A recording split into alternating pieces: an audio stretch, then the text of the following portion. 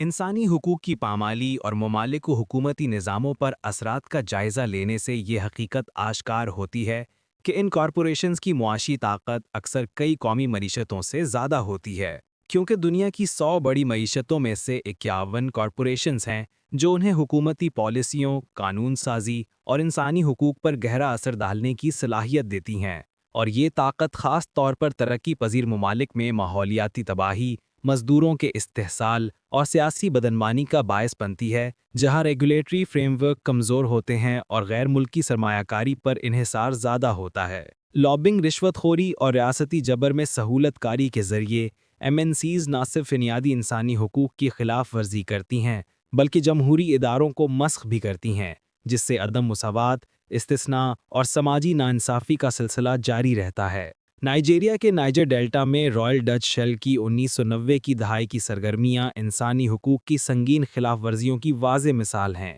جہاں اوگونی قبیلے نے movement for the survival of Ogoni people کے تحت، جو 1990 میں مشہور ادیب اور کارکن کین سارو ویواہ نے قائم کیا، تیل کے اخراج اور گیس فلیئرنگ کے خلاف احتجاج کیا، مگر شیل کی سرگرمیوں نے اوگونی لینڈ کی زرعی اراضی، ماہی گیری کے علاقوں اور پانی کے ذرائع کو شدید آلودہ کیا، جس سے کینسر اور سانس کی بیماریوں میں اضافہ ہوا، اور شیل نے جنرل سانی اباچا کے آمرانہ رجیم کے تحت نائجیریا کی فوج کے ساتھ مل کر کام کیا، فوجی دستوں کو لاجسٹک امداد فراہم کی جو اوگونی دیہاتوں پر حملوں کے ذمہ دار تھے، جس کے نتیجے میں 10 نومبر 1995 کو کین سارو ویوا سمیت اوگونی 9 کو سزائے موت دی گئی، اور اگرچہ شیل نے 2009 میں $15.5 ملین کے تصفیے سے معاہدہ کیا، لیکن ایمنسٹی انٹرنیشنل کی 2017 کی رپورٹ نے کمپنی کی دانستہ ملوثیت کی تصدیق کی۔ افریقہ میں نیسلے کی 1970 اور 1980 کی دہائیوں میں بچوں کے فارمولے کی مارکیٹنگ صحت کے حقوق کی پامالی کی ایک اور مثال ہے،